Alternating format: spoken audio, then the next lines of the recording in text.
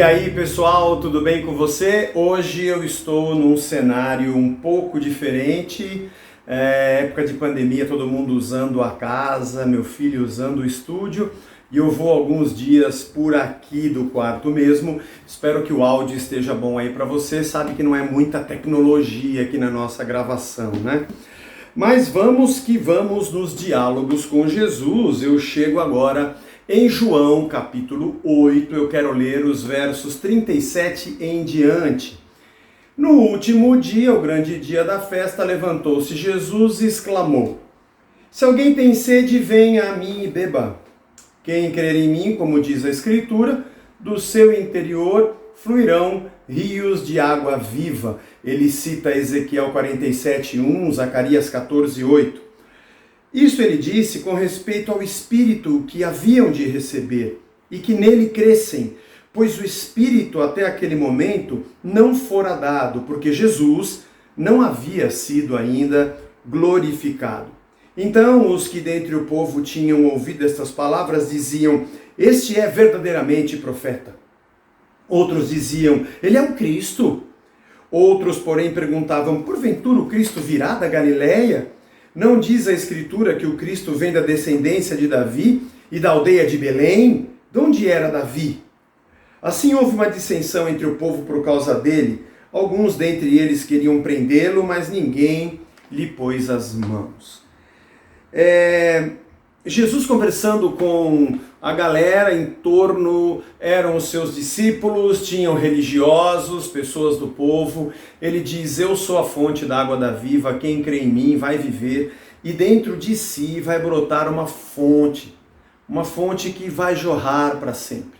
É mais ou menos parecido com o que ele disse para a mulher samaritana. Já falamos sobre isso aqui nos diálogos de Jesus, quando ele disse à samaritana: quem beber dessa água do poço vai voltar a ter sede, mas aquele que beber da água que eu lhe der nunca mais vai ter sede. Do seu interior vão fluir rios de águas vivas. Essa pessoa vai ter uma fonte de dentro de si jorrando. E ele dizia isso, disse João, com respeito ao seu espírito, que não estava ainda derramado. Isso aconteceu depois da ressurreição, no dia de Pentecostes. Essa ideia, eu queria hoje, nesse diálogo de Jesus com as pessoas ao seu redor, sempre dizendo aqui que esses nossos diálogos são apenas alguns drops, algumas pinceladas. A gente pode mergulhar fundo em cada um desses textos, entender as citações do Antigo Testamento, as profecias com relação ao Messias, mas eu estou tirando aqui lições diárias, ensinos para o nosso dia a dia, para o nosso viver. Um rio de água viva. Quem tem uma fonte nunca seca. Já parou para pensar nisso? Porque nós que temos uma religião, sempre estamos ao lado de Deus, ou melhor, o buscamos para que Ele possa matar a nossa sede e a nossa fome.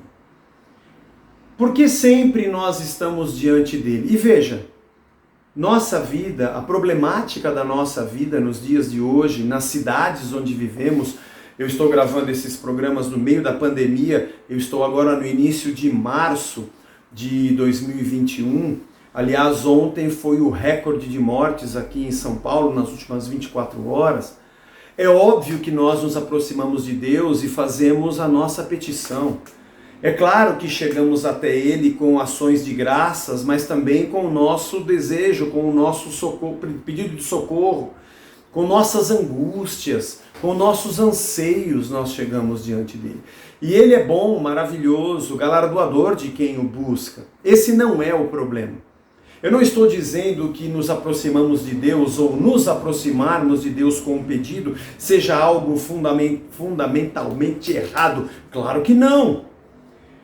O que eu estou querendo dizer é que muitas vezes nos aproximamos de Deus porque achamos que em nossa vida nos falta algo.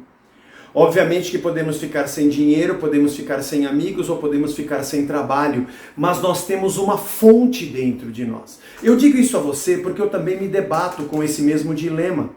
Dias que a gente está chateado, dia que você está meio amargurado, sem muita explicação. Ainda mais nessa pandemia, dia que você não quer levantar da cama e dia que você não consegue dormir, não consegue ficar na cama. E nos esquecemos a palavra de Cristo que temos uma fonte dentro de nós. Na verdade, o pior não é nos esquecermos, é não sabermos ou não termos. Será que nós mesmos, cristãos, temos a noção de que encontrar Jesus Cristo é encontrar a verdadeira fonte de vida e ela passa a habitar dentro de nós? Será que eu e você ainda temos fomes e sedes das coisas que estão ao nosso redor e nós ainda achamos que Cristo não nos é suficiente? E eu já falei sobre isso num outro episódio, sobre Cristo nos bastar.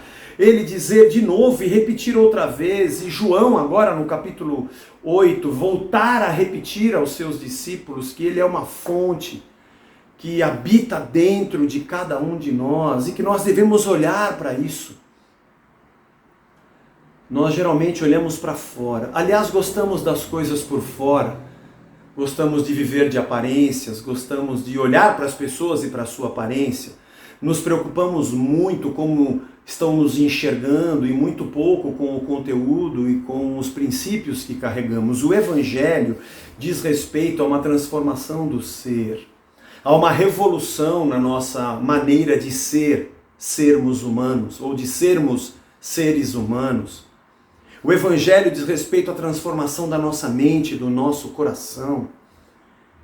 Eu ainda não consigo me conformar com a quantidade de pessoas que vivem fazendo perguntas sobre isso pode ou isso não pode, é errado ou isso é certo. Como se o Evangelho fosse uma nova lei para que eu cumpra e Deus me aceite, e não um Deus que passou a habitar em mim e escrever a sua lei no meu interior. Como uma fonte que vai jorrando a cada dia, é óbvio, não é de uma vez, e vai nos transformando a cada dia, vai nos ensinando a cada dia, e cada vez que nos debruçamos na sua palavra e conversamos com Ele, mais crescemos e mais aprendemos, e mais somos feitos novas criaturas na sua imagem. O Evangelho não diz respeito a um lugar aonde eu vou obter as coisas que me farão feliz.